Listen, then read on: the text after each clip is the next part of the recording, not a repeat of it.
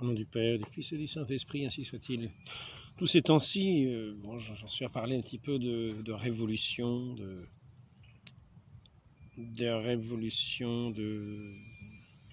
cette lutte des classes, cette révolution qui n'est pas finie. Qui a vu le jour, toujours c'est le même principe. Je vais continuer de dénoncer certaines phrases assez terribles, qui sont comme qui devront faire écho dans la mémoire, pour nos souvenirs, pour savoir à qui nous avons affaire, pour ne pas nous laisser berner par un discours, parce que le principal de la force révolutionnaire, c'est de jeter le discrédit par le discours. De jeter le discrédit par le discours. De lancer des discours accusateurs qui fait que la puissance opposante devient annihilée. Plus personne ne peut se revendiquer de la puissance opposante à la révolution après qu'on ait réussi à énoncer des discours faux, entièrement faux, entièrement faux, entièrement faux, mensongers, mais qui sont appuyés par des autorités auxquelles personne ne résiste.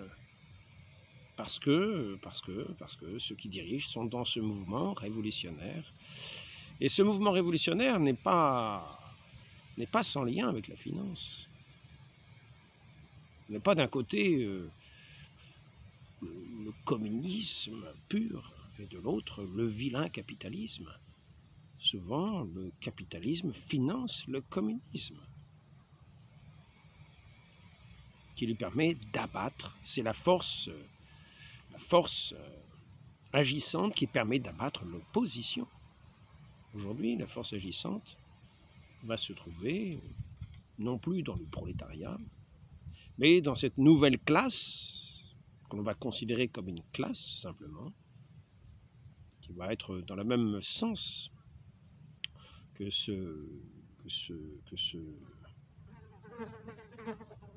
cet ancien prolétariat qui servait à abattre toute opposition à ce règne de la finance. Oui, la lutte des classes. La lutte des classes pour arriver au paradis de la finance. C'est cela, l'évolution. Nous partons de ce principe matérialiste qui va abattre toute morale, tout principe divin qui pourrait être comme une racine dans le cœur des hommes. Donc il faut arracher le principe divin du cœur des hommes. Déjà, par ce principe du matérialisme, comme nous l'avons vu, le matérialisme de Darwin. Matérialisme de Darwin, la préservation de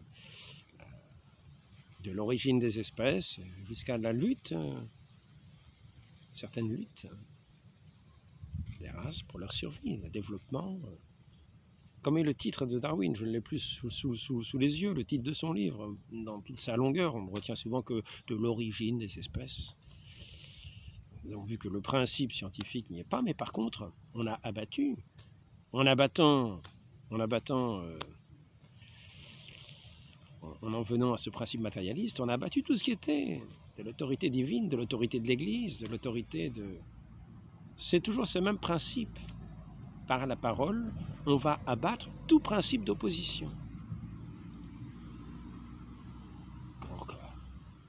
Nous avons la science, nous sommes dans le siècle des Lumières, dans le siècle du rationalisme. Donc, dans ce siècle de rationalisme, il nous faut faire en sorte que c'est finalement la raison, c'est-à-dire la science.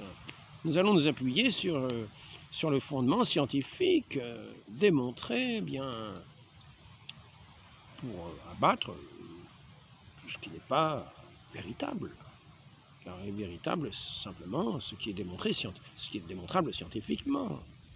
Et on va démontrer scientifiquement, on va vouloir démontrer scientifiquement que finalement tout cet univers n'est que principe matériel.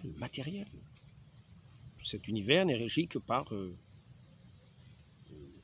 un conflit, tout avance par conflit successif dans cette évolution de cette matière de cet univers matériel, de ce matérialisme, tout avance par conflit. Tout avance par conflit. C'est le plus adapté qui survit, c'est le plus puis qui permet d'avancer, de progresser. Donc ainsi, nous avons déjà abattu les anciennes croyances, vous comprenez. Hein, notre Seigneur Jésus-Christ, hop, balayé d'un revers de main. Ah oui, Darwin nous assure que finalement, il y a cette évolution depuis le petit protozoaire et encore bien avant. Ça avait commencé par tous les grands savants avant, tous ces grands renoms avant qui posent leurs petits jalons pour montrer le transformisme. J'en ai passé du transformisme à l'évolutionnisme parce que c'est une évolution, un progrès, hein, le progrès, les forces du progrès, vous comprenez, les forces du progrès. Nous allons toujours sur ce chemin de l'évolution. Donc dans cette lutte, dans ce combat terrible, nous voyons bien que cette théorie de Darwin, je le répète, n'est pas une théorie scientifique, n'est pas appuyée scientifiquement par des démonstrations scientifiques. Nous le voyons bien. Les chaînons manquants, ce que nous savons aujourd'hui après 150 ans de recherche, et même plus, c'est qu'il manque toujours. Et donc, cette évolution des espèces d'une espèce à l'autre, etc., de l'origine des espèces, il n'y avait que le titre qui était ainsi.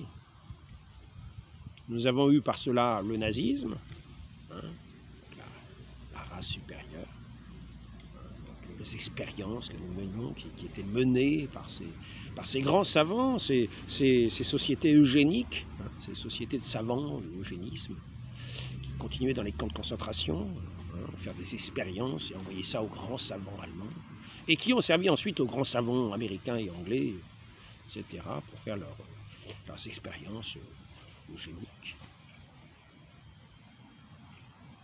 Appuyé sur ce fondement scientifique qui n'a aucun fondement, qui n'est pas fondé.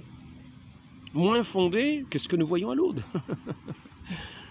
Des malades arrivent à Lourdes, ils ont l'ordonnance du docteur, tous les témoins voient que la personne était complètement infirme de tous les côtés, et qu'en une seconde, on a un bain, simplement un bain dans cette source, dans cette piscine, dans cette source, dans cette eau miraculeuse de Lourdes, qui est apparue à Lourdes, cette source qui est apparue miraculeusement à Lourdes, à la demande de la Vierge Marie, oui, Sainte Bernadette gratter le sol, bien sûr, ce n'est pas les grandes démonstrations scientifiques, non, c'est une pauvre petite fille, une pauvre jeune femme de 13-14 ans qui gratte le sol, un petit peu d'eau qui sort. Qu'est-ce que c'est que ça pour la science, hein, cette science, cet appareil scientifique terrible. Et voici que cette source se met à surgir et que finalement, l'ordonnance du médecin qui montre l'état de maladie de la personne qui prend son bain, et instantanément,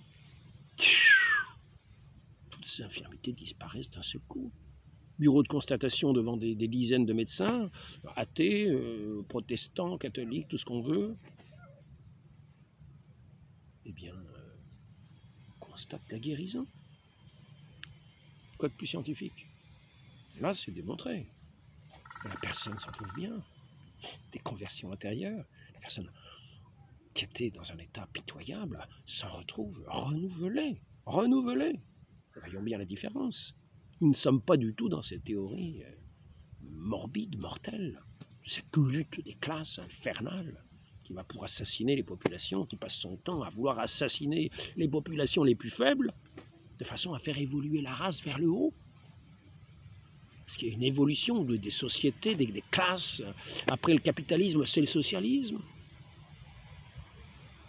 Il faut toujours qu'il y ait une idéologie en tête qui vienne faire triompher la révolution.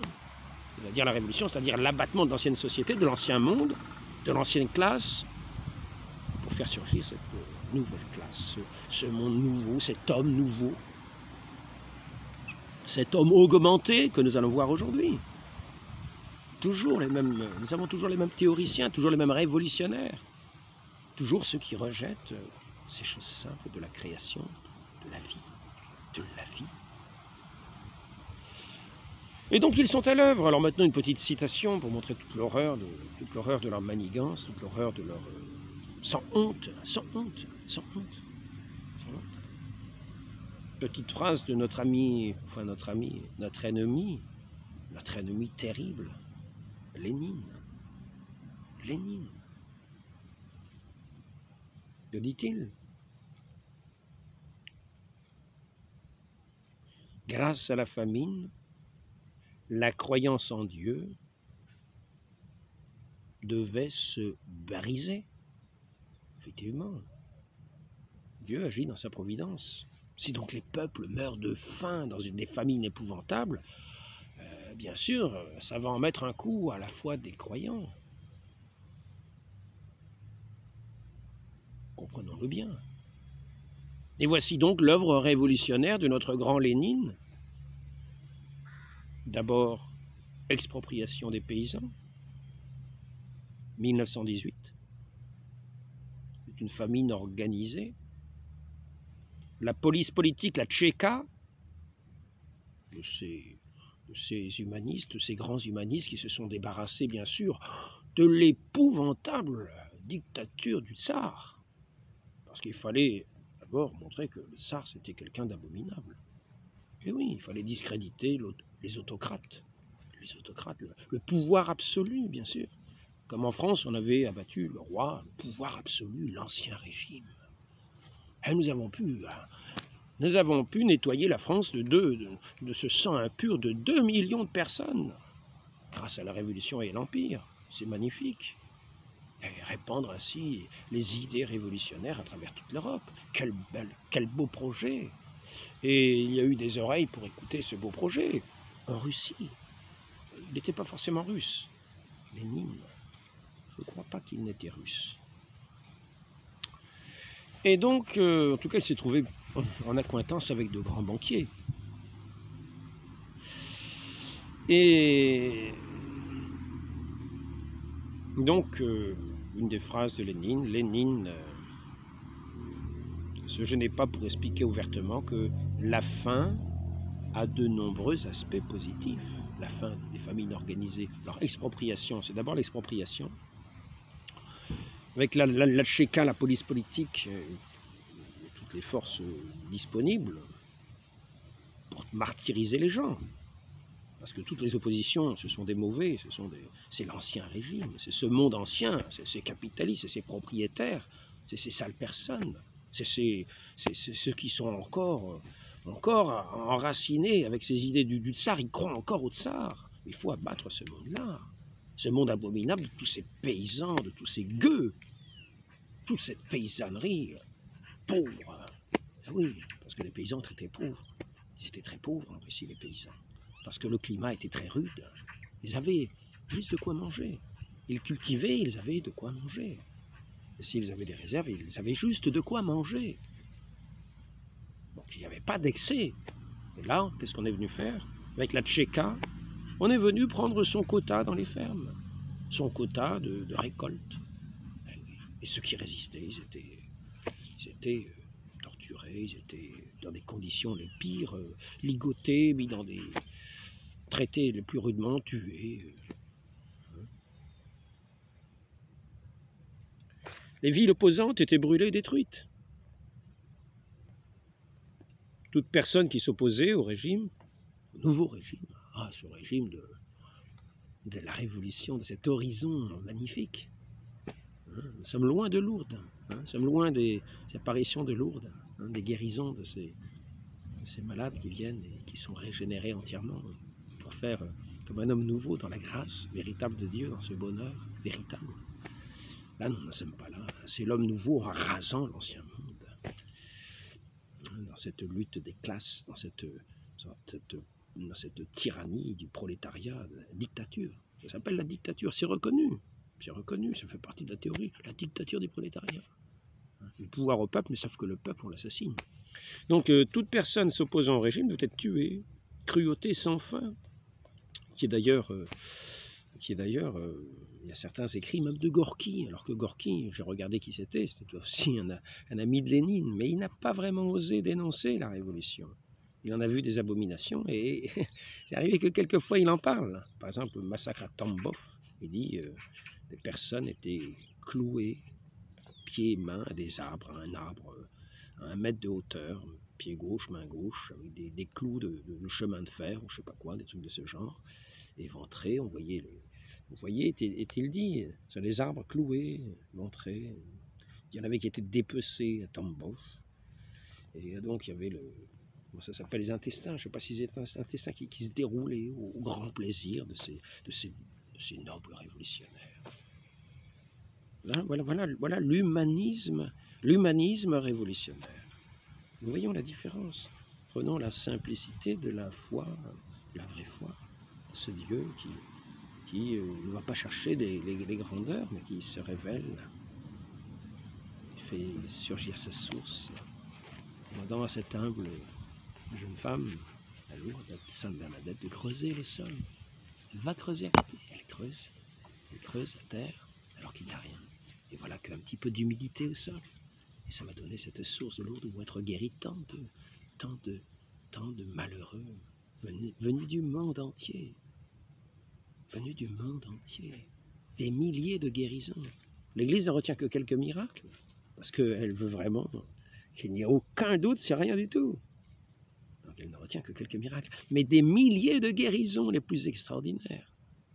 Ça, personne ne peut le nier, surtout pas le malade lui-même. Nous avons vu un Zola qui est allé à Lourdes et qui a raconté des âneries, qui a déformé la vérité. Une personne qui s'est reconnue dans sa description venait chaque année montrer qu'elle ne retombait pas dans sa maladie. Alors Zola la faisait retomber malade en faisant que c'était en effet un effet psychologique qui faisait semblant de la maladie. Mais toutes sortes de guérisons, même de bébés. Il y a eu toutes sortes. Dieu agit dans sa toute puissance, dans sa simplicité et dans sa puissance.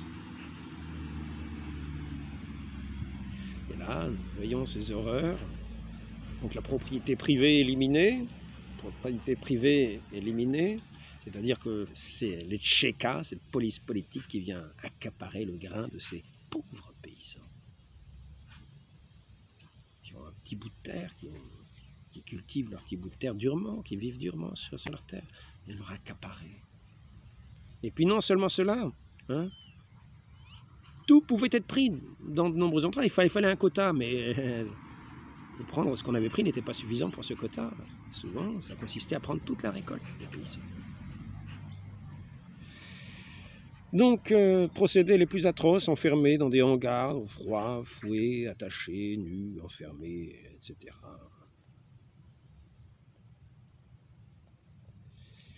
Et puis ensuite est venue une mesure encore pire, qui a consisté en 1920 à la confiscation du grain. Confisquer le grain, c'est-à-dire tout espoir de semer quelque chose pour avoir des récoltes. Non, le grain a été confisqué aux paysans. Paysans qui restaient, qui n'avaient pas été assassinés. Donc nous avons la famine de 1922, voulue par Lénine. Famine, 5 millions de morts. Grâce à cette famine, la croyance en Dieu devait se briser. Il le dit explicitement. Explicitement. Lénine ne se gênait pas d'expliquer ouvertement que la faim a de nombreux aspects positifs. La faim va nous rapprocher de notre objectif et on va atteindre le socialisme. Grand projet, merveille. On va atteindre le socialisme qui est le stade après le capitalisme. Donc il faut se débarrasser du stade faible auparavant. Parce que nous sommes dans ce principe d'évolution, de lutte pour la vie, de lutte des classes. Comme il y avait la lutte des espèces pour l'évolution vers thèse, antithèse, synthèse. Principe de ce conflit, de ces oppositions qui doivent amener à déboucher sur le paradis terrestre de ces monstres, de ces assassins, de ces démons. Car qu'est-ce qui habite le cœur de ces gens? Sinon l'esprit démoniaque, l'esprit de Satan. L'esprit de Satan. Ce n'est pas l'amour de Dieu, ce n'est pas l'amour du prochain, ce n'est pas cette simplicité de la vie où Dieu agit. Non. C'est le crime organisé dans un sens couvert d'une autorité ayant forme idéologique fondée sur une pseudo-science. Et voilà tout son principe, la pseudo-science, le mensonge, sous forme de science. Et en histoire, nous allons utiliser la même chose. Il faut tout discréditer. Nous avons porté le discrédit sur l'Église, que ce soit orthodoxe, catholique. Alors ici, c'est toute la foi orthodoxe qui doit être balayée. La foi, donc, malgré tout, dans le Christ. Et donc la famine montre que Dieu est impuissant à venir en aide à tous ces pauvres gens. Effectivement, si vous plantez le couteau dans le cœur de quelqu'un, on va dire, voyez votre Dieu, qu'est-ce qu'il a fait pour vous? Ben, voyez, donc il n'existe pas. Il y a des criminels. Pas Adam, Caïn et Abel font partie de cette histoire humaine, de ces criminels. Et oui, le péché fait partie de l'histoire humaine. Cela ne montre pas la puissance de Dieu. Cela montre le crime des hommes, le détournement de Dieu, ce qu'on appelle le péché. Ce monde inique qui se détourne de son Dieu, qui se met à l'écoute de celui qui est dès l'origine, le père du mensonge.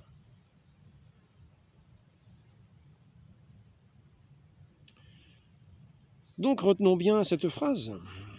Puis, le 19 mars 1922, écrit au Politburo, « La situation est en notre faveur, juste en ce moment où les rues sont remplies de centaines de milliers de cadavres. » La situation est en notre faveur, dit-il. Les rues sont remplies de centaines de milliers de cadavres. Lénine qui écrit, ce grand révolutionnaire rouge, il aime bien la couleur rouge, le sang.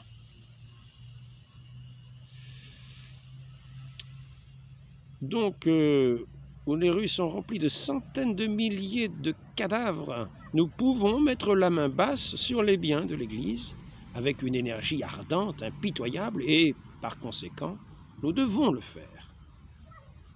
Dans les masses, bien que le comportement peut ouvrir la voie ce comportement peut ouvrir la voie à des complaisances vis-à-vis de nous, du moins, il pourrait être neutre à notre égard. Sous la terreur, peut-être les gens vont se montrer neutres à notre égard, ou complaisants vis-à-vis de nous, vous comprenez? Il suffit de terroriser les gens. C'est ce que dit déjà le Coran, il faut terroriser. Rassembler toutes les forces de cavalerie, etc., machin bidule, terroriser. Mettez les gens dans la terreur. Si, ils sauront à quoi s'attendre s'ils n'obéissent pas. Alors donc, cette phrase de Lénine, ils se montreront peut-être complaisants vis-à-vis de nous, ou du moins, ils pourront être neutres à notre égard. Mais on sait bien que dans les révolutions, la neutralité ne suffit pas.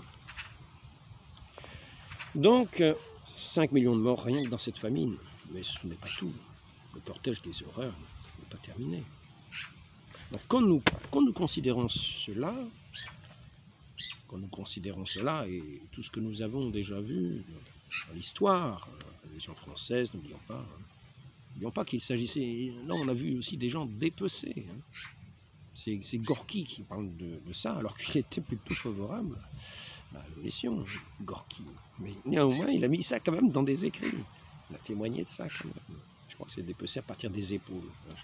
Je n'ai pas mis, mais il me semble avoir entendu ça, à partir des épaules. Donc, quand nous savons que des autorités qui ont autorité sur les peuples sont capables de cela vis-à-vis des peuples sur lesquels ils ont autorité, ils ont la force armée, ils ont l'organisme de pouvoir de l'État, ils s'en sont emparés. Démocratiquement ou pas, nous n'en savons rien. Ils sont ceux qui nous dirigent, nous n'en savons rien. Nous n'en savons rien. Nous savons maintenant que la France a été discréditée. Il a été jeté un grand discrédit au fur et à mesure, par exemple, des années. Voyez-vous, tout ce qui est du sens de la nation française est discrédité. Cela a été aidé, non seulement en parlant de l'Ancien Régime, là nous avons discrédité l'Église, l'Ancien Régime, le tyran. Le tyran a refusé de tirer, le tyran a refusé de tirer sur des Français.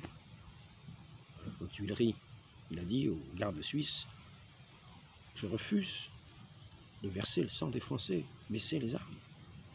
Les gardes suisses se sont fait massacrer par cette foule qui venait d'on ne sait où, peut-être payée. Car la Révolution française a été financée aussi, certains étaient financés, il y a des traces de cela dans des archives. Il y a quelquefois le chiffre de la petite solde qui était donné aux uns ou aux autres. En tout cas, ce que nous avons vu à cette occasion était lamentable. Les cœurs arrachés, carrément, nous avons vu du cannibalisme. Nous avons vu des gardes suisses sciés en deux, jetés dans les petits tambours jetés dans de l'huile bouillante ou balancer la fenêtre sur les baïonnettes dehors de ceux qui les attendaient en bas. La pire horreur, la pire horreur. Et nous appelions, les révolutionnaires appelaient le roi le tyran. Le tyran. Mais le tyran, parce qu'il faut discréditer l'ancien régime pour mettre ce monde nouveau extraordinaire, où nous avons vu ces personnes étranges se mettre à la tête des États.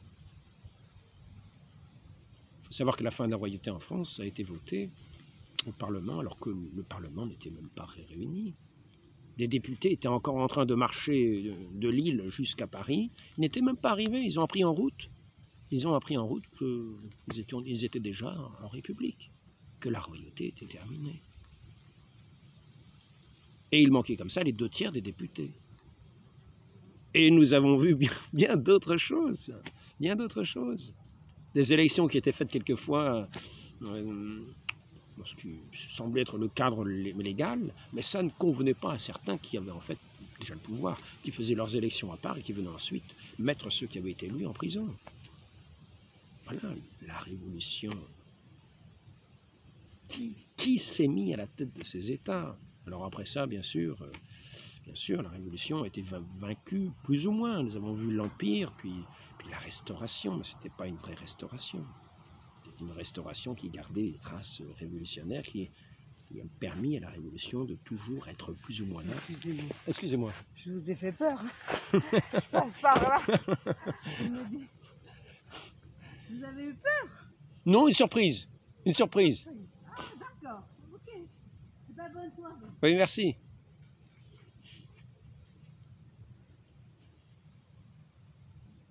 Nous avons des surprises. Nous avons des surprises.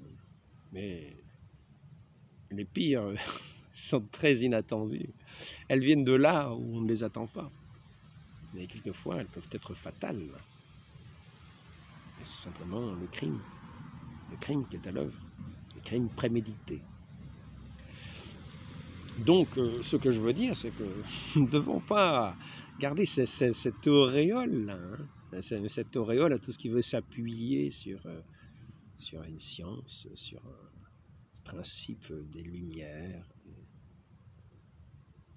la fausseté qui s'appuie sur un fondement faux et qui veut dénoncer ce qui est vrai comme étant faux, ce qui est véritable comme étant faux. Une vraie guérison. Oh, quand même, nous sommes... Maintenant, vous vous rendez compte, c'est de la superstition. Qu'est-ce que c'est que ça? La guérison est véritable. Et toutes ces guérisons sont véritables. Et toute cette œuvre de Dieu, dans ces sacrements, dans cette vie des sacrements, dans cette vie de l'Église, qui donne cette joie au fond des cœurs, est véritable. Qui donne cette paix au fond des cœurs, qui donne d'honorer notre Dieu, dans cette paix, dans cette admiration, dans cette louange d'un cœur qui aime véritablement son Dieu.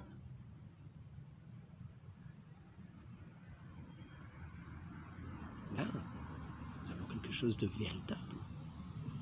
Mais dans tous ces gens qui aplanissent le terrain, un règne, Dieu ou l'argent, nous est-il dit, notre Seigneur nous dit Dieu ou l'argent. Il ne peut avoir qu'un seul maître. Donc ceux qui abattent, qui veulent abattre tous les témoins de la vie, viennent instaurer ce règne de mort, par ce qui semble solide, le règne de l'argent que l'on touche, mais qui n'est pas le bonheur. Comme on dit, souvenons-nous-en, cet argent que l'on touche ne fait pas de bonheur. Certains disent, il peut y aider Saint Vincent de Paul. Saint Vincent de Paul ne renonçait pas du tout à l'argent. Il disait à ses missionnaires, prenez des coches, nous avons des actions. Les coches, c'était des espèces de voitures à cheval. Et donc, ces missionnaires allaient en mission. Il leur disait, prenez des coches, nous avons des actions. Mais ces actions, il y avait dans les coches, donc ils devaient sans doute rapporter de l'argent à la congrégation de la mission, mais cet argent était utilisé pour le service des pauvres. Et c'était pauvre. Leur chambre était complètement dépouillée. Il y avait un lit, il y avait peut-être une table, une croix sur la table, l'imitation de Jésus-Christ mais sans doute une Bible ou l'Évangile. C'était là un dépouillement complet. Le silence, une vie de silence. Les missionnaires de Saint Vincent de Paul étaient chartreux à la maison, et missionnaires en dehors. C'était une vie de renoncement. Ils étaient heureux de suivre notre Seigneur Jésus-Christ, partout dans le monde. Première mission à Madagascar, les missionnaires mouraient les uns après les autres par les maladies. Et Saint Vincent de Paul, alors que c'était le début de la mission, comment les envoyait quand même? On envoyait d'autres et toujours d'autres. Finalement, cette œuvre a fini par porter son fruit. En Algérie aussi. Il y en a qui sont morts à la bouche de canon. Donc ce sont des témoins de ce règne véritable, non pas de l'argent, mais de celui qui seul vient, dit, cette eau que je vous donnerai sera source jaillissante pour la vie éternelle dans nos cœurs, pour nous abreuver réellement, nous qui avons soif, une soif, cette soif de bonheur, cette soif de la vérité, cette soif de la vie, de cette vie éternelle en Dieu. Et là, nous avons ces révolutionnaires qui nous proposent ces phrases extraordinaires. La fin a ses avantages, a son aspect positif. La fin va nous rapprocher de notre objectif. On va atteindre le socialisme, qui est le stade après le capitalisme. La fin ne va pas seulement supprimer la croyance au tsar, mais aussi celle pour Dieu. Voilà une phrase de Lénine.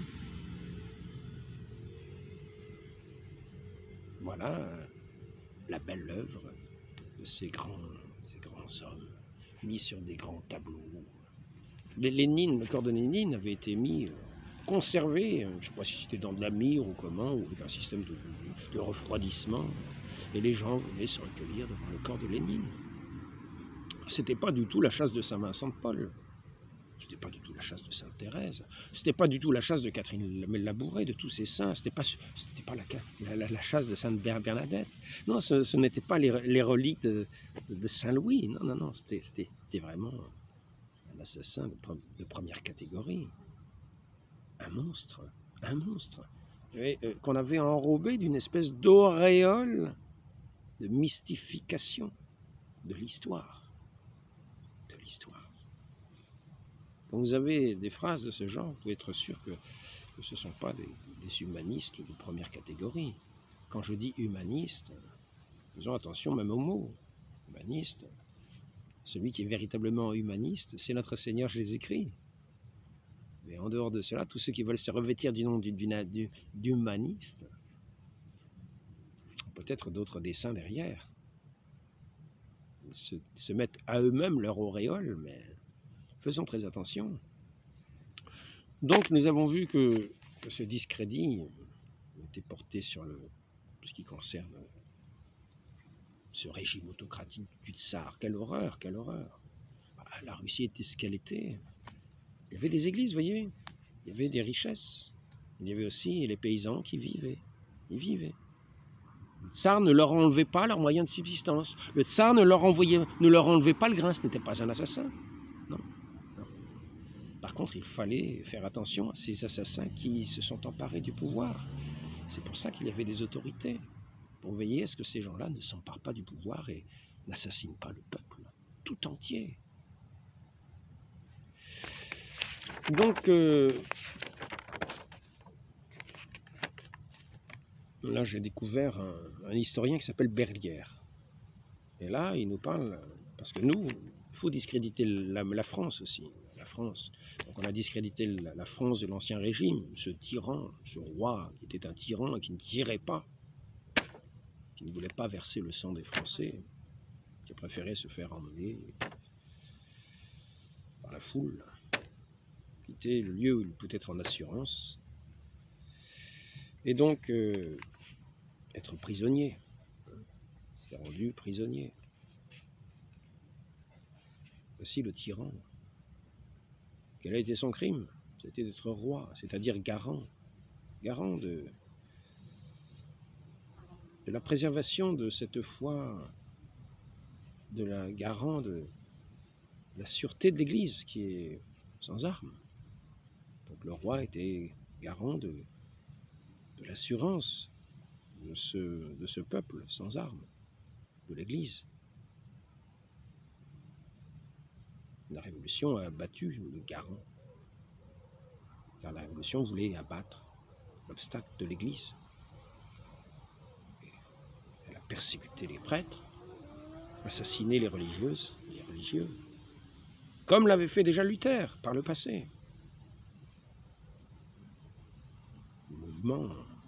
Ce mouvement identique et progressif. Comme on pourrait dire presque à la manière de cette évolution lente, des classes presque inconscientes à l'époque. Donc, on a dit beaucoup de fausses ensuite, pour abattre la France. On est arrivé à entendre des présidents dire que la collaboration avec les Allemands, en particulier dans ce qui est les crimes envers les Juifs, était le fait même de la France. Il ne s'agissait même plus d'État français. Le président Macron a Pithiviers en 2000, je crois bien que c'est 2022. 2022, est-ce que j'ai vu ça?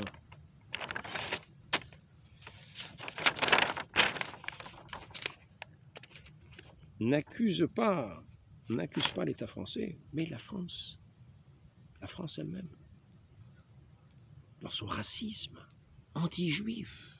Voilà ce qu'il en est arrivé. Alors que jusqu'en 1970, tout le monde était convaincu de la résistance de la France.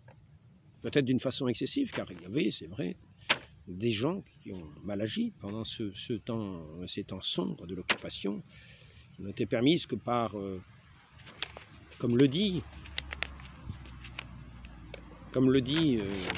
certains qui voulaient, auprès des autorités allemandes, refaire paraître l'humanité. Parce que les communistes, et je le répète, les communistes et les nazis avaient travaillé la main dans la main pour la démolition de la France. Ne l'oublions pas. Les ouvriers communistes sabotaient des armements, sabotaient des chars, sabotaient des avions, faisaient en sorte que quand un avion prenait l'air, eh bien, ce réservoir se vidait. Ou que quand un char était utilisé par les soldats, le canon avait été trafiqué de telle manière qu'il explosait au bout d'un moment. Ça a valu la vie de nombreux soldats français.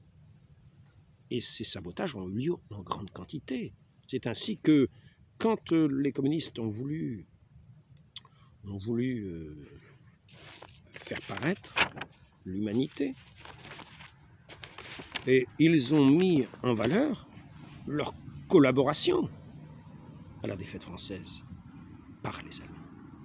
Leur collaboration, ils l'ont mise en valeur. Tréand qui dit aux Allemands, « Si vous êtes ici, c'est un peu grâce à nous. » Eh oui. Eh oui. La Russie communiste qui a envahi une partie de la Pologne, la Russie communiste avait promis la paix avec les nazis afin de pouvoir envahir toute l'Europe. C'est ce qui s'est passé. Les communistes travaillaient la main dans la main avec les communistes en France travaillaient les mains dans la main avec, dans la stratégie russe, qui était d'abattre les puissances impérialistes, capitalistes. Et donc, se servant des Allemands pour abattre l'Angleterre et la France. Et les ouvriers communistes sabotaient les usines françaises. Ah ça, aujourd'hui, c'est difficile à entendre, mais c'est un fait établi.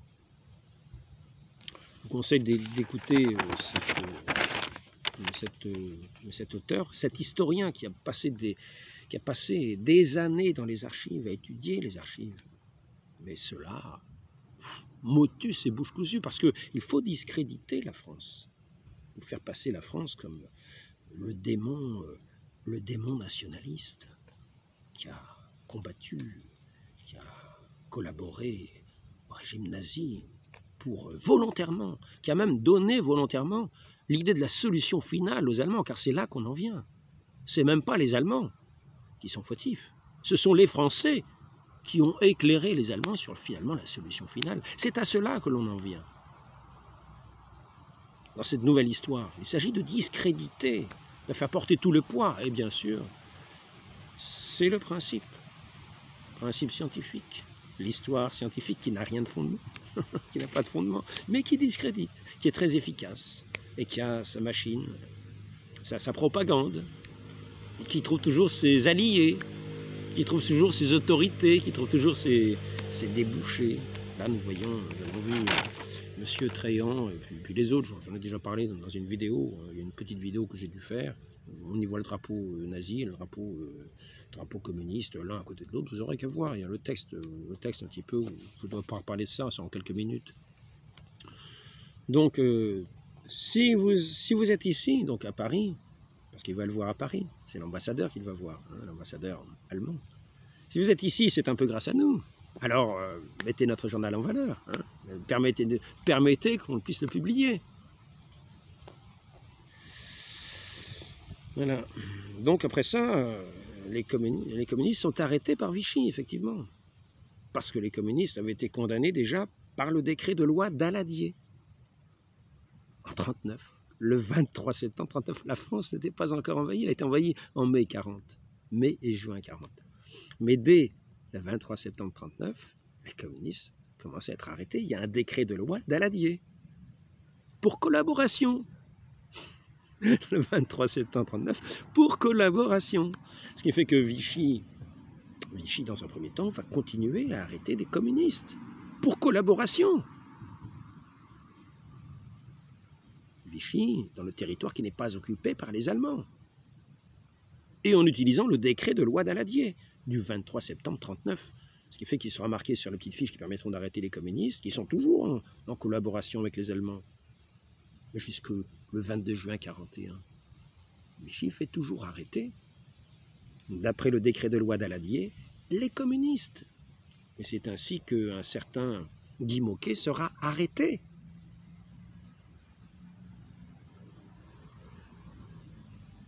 Non pas pour fait de résistance, mais avec ce décret de loi Daladier du 23 septembre 1939 pour collaboration. Et il sera mis dans un camp à Châteaubriand. Et après ça, quand des attentats vont commencer le 22 juin 1941, il est toujours enfermé. Et les Allemands vont prendre, parce que quand il y aura les attentats contre les Allemands, il y aura un décret allemand qui dira 50 otages seront fusillés pour un Allemand tué. La première victime de ces attentats, ce sera, je crois que j'ai marqué le nom ici,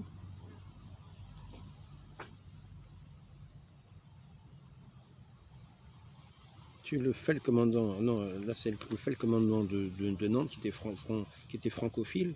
Non, le premier c'était un employé de banque qui était habillé en uniforme. C'était un employé de banque. Alors on croyait avoir tué une grande personnalité, mais non, c'était simplement un employé de banque allemand. Et donc après ça, les Allemands ont fait un décret, 50 otages par personne tuée dans des attentats. Et on savait, après 1941, que c'était souvent des communistes. Par conséquent, quand on est allé dans la prison, dans le camp de Châteaubriand, on a pris aussi des Allemands. Les Allemands ont pris les communistes qui se trouvaient dans ce camp parce qu'ils avaient été arrêtés d'après le décret de loi Daladier pour collaboration. Ils étaient toujours dans ce camp. Donc, cela change quand même bien des perspectives. Il faut savoir que dans la zone occupée, les décrets allemands faisaient autorité. Les décrets allemands faisaient autorité. Il n'y avait rien à y redire. C'était la zone occupée. Bon, je ne vais pas m'étendre davantage sur ces sujets-là, mais néanmoins, il faut savoir qu'il y a eu une grande résistance. Par exemple, il y a eu un mouvement, je crois que, je ne sais pas si c'était en novembre 40, au début de l'occupation, novembre 40, le 11 novembre, un groupe plutôt, c'était même pas d'extrême droite, non, ce n'était pas l'extrême droite, puisque c'était Action française, donc plutôt des royalistes, voulait déposer une gerbe, marcher en procession, en territoire occupé, à Paris, devant les Allemands, à la barbe et au nez des Allemands, pour déposer une gerbe de fleurs aux soldats inconnus. Et ils l'ont fait. Ils l'ont fait, ils sont allés voir un fleuriste, et ils n'avaient pas beaucoup de moyens. Donc ils pensaient, le fleuriste allait leur préparer le bouquet, mais ils ne pensaient pas que ce serait un gros bouquet. Il se trouve que quand ils sont allés chercher la gerbe pour mettre sur la tombe du soldat inconnu, c'était une gerbe, il fallait être plusieurs pour la porter. Parce que nous avions là l'esprit de résistance de la France.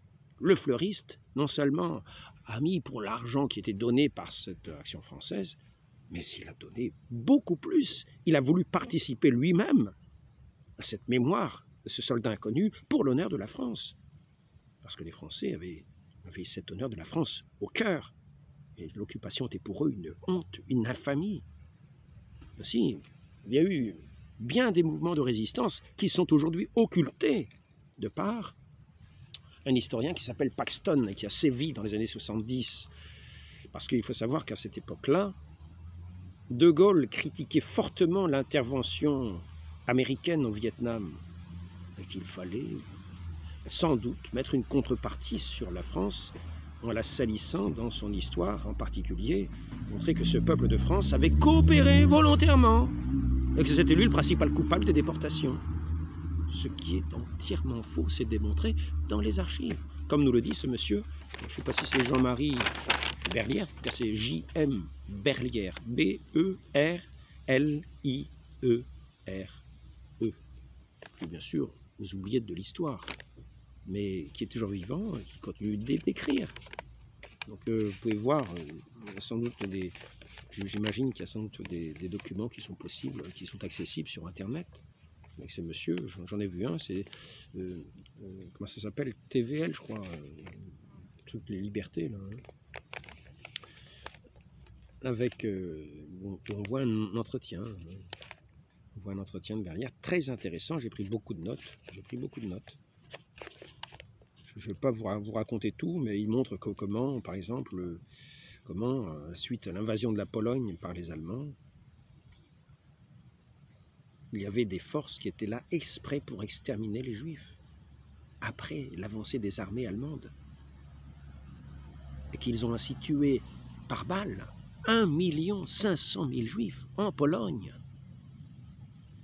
Que le nombre des Juifs ukrainiens en Pologne, le pourcentage, la proportion de juifs ukrainiens, qu'est-ce que je dis en Pologne? Non, pas en Pologne, en Ukraine, du fait qu'il n'y a pas d'État, qu'il n'y avait plus rien pour résister. En France, nous avions encore ce gouvernement de Vichy. Et ça a permis à une certaine résistance de s'organiser. Combien tout ce que peuvent dire les opposants d'aujourd'hui, dû à cet écrivain allemand, à cet écrivain, je dis allemand, non, ce n'est pas allemand, c'est américain, Paxton, et qui a influencé bien des gens et qui a fait revoir tout à l'accusation de la France. C'est entièrement faux. En Ukraine, c'est près de 98% des Juifs qui ont été assassinés par ces mouvements, par ces forces armées qui étaient chargées de nettoyage, dont faisait partie Bandera. Bandera, les Ukrainiens qui se sont ralliés des Allemands, la division SS, qui étaient chargés de ce nettoyage horrible. Ces massacres horribles. Vous voyez des soldats qui avaient encore les bottes ensanglantées. Donc en France, nous n'avons pas vu ça. La police, souvent, a coopéré, a alerté. Quand il s'agissait, les autorités françaises ont résisté à cet ordre. Je ne sais plus si je crois que c'est en mai 42. Hein, ils sont tenus jusqu'en mai 42. Hein, obtient l'autorisation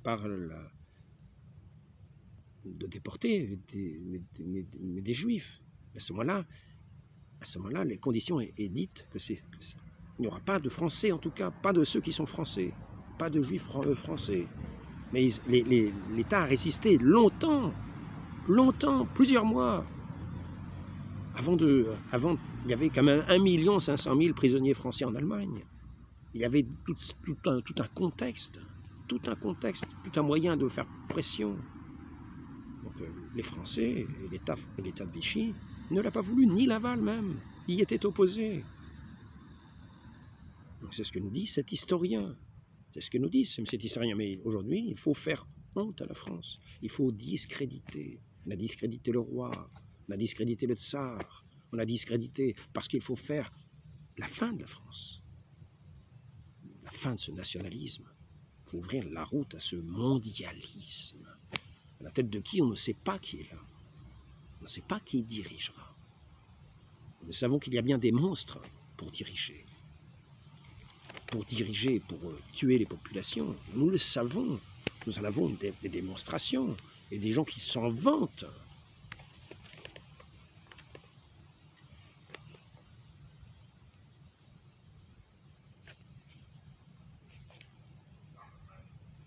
La question des Allemands était de savoir comment ils allaient mettre leur plan pour prendre les Juifs en France. Car ils savaient que c'était un pays plutôt humaniste. Et que ce serait difficile, ça ne serait pas comme ailleurs, même à l'ouest.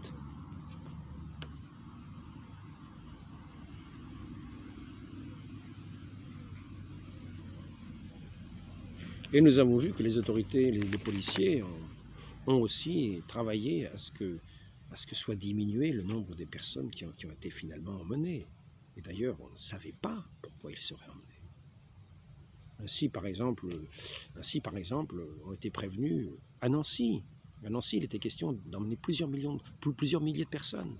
Finalement, il y en a, je crois, une quarantaine qui ont été amenées à Nancy le 19 juillet, après qu'il y ait eu, le Veldiv.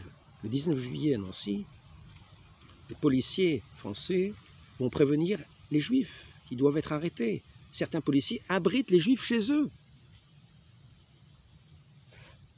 On tombe de 900 à 300 parmi ceux qui doivent être pris, et seuls 30 sont arrêtés. 30, c'est beaucoup.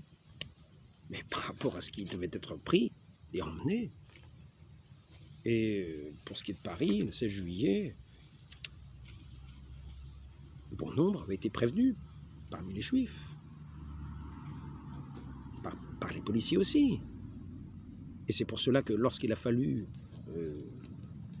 lorsque les policiers ont frappé aux portes, certains ont brisé des portes quand même, tous n'étaient pas nécessairement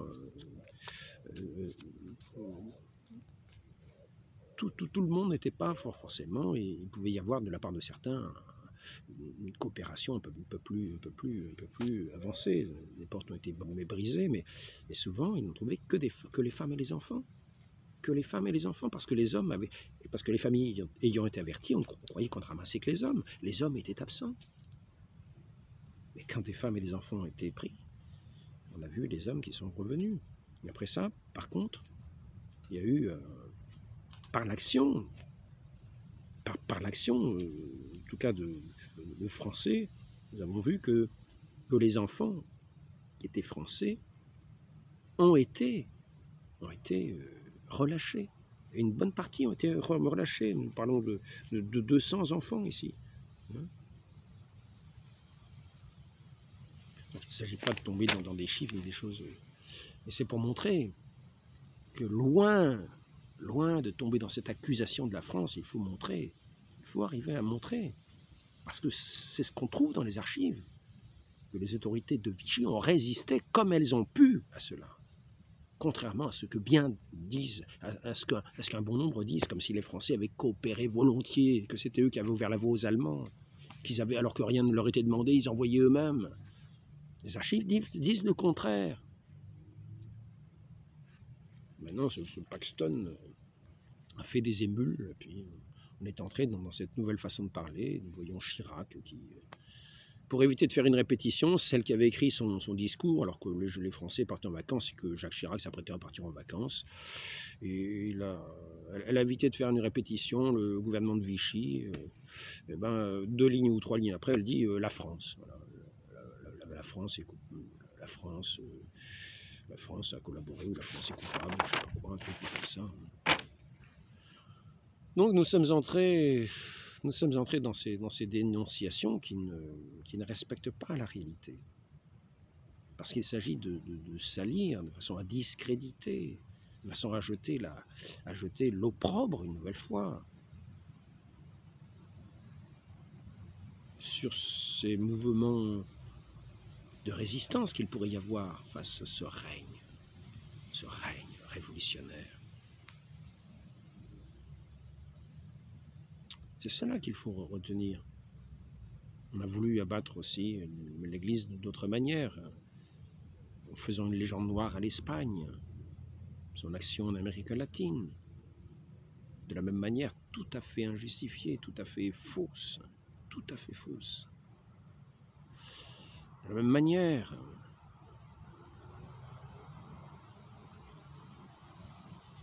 la liste est longue, dans beaucoup de domaines. Toute l'histoire est à réécrire. Quand on veut abattre un chien, on dit qu'il a la rage. Quand on veut abattre un pays, on dit de la même manière qu'il est comme enragé. Et on refuse de lui serrer la main. Il faut l'abattre. C'est ce que nous avons vu aussi dans cette cérémonie, d'une certaine manière.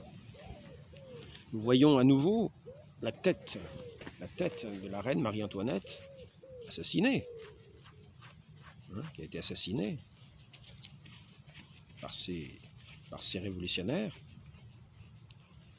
qui a été assassinée, et nous la voyons brandie à nouveau, comme pour dire, voyez, la révolution continue, c'est la victoire, nous avançons, nous sommes les Lumières, nous continuons, voyez Paris dans tout son éclat, avec cette lumière qui monte, cette lumière qui représente qui?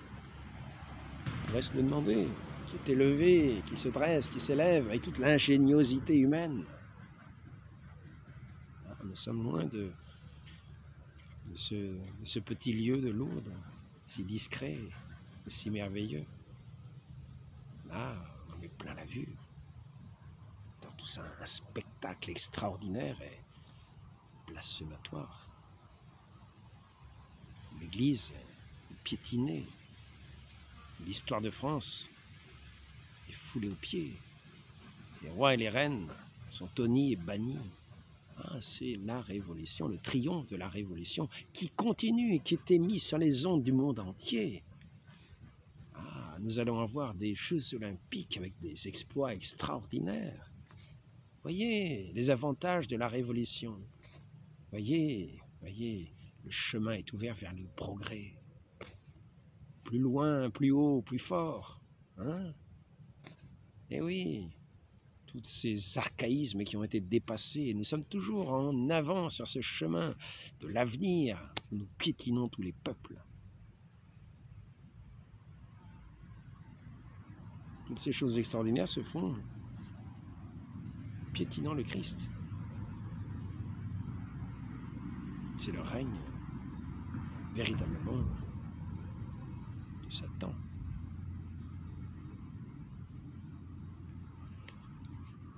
Donc, ne soyons pas dupes.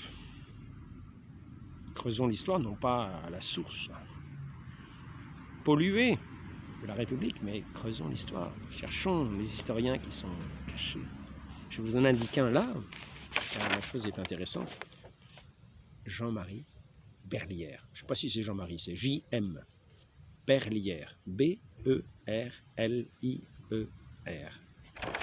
Je voulais aborder aussi ce qu'il en était, parce qu'il s'agit en France de l'islamo-gauchisme, de ce qu'il en était du statut de dhimmi. J'avais commencé à l'aborder, mais j'en parlerai plus en détail.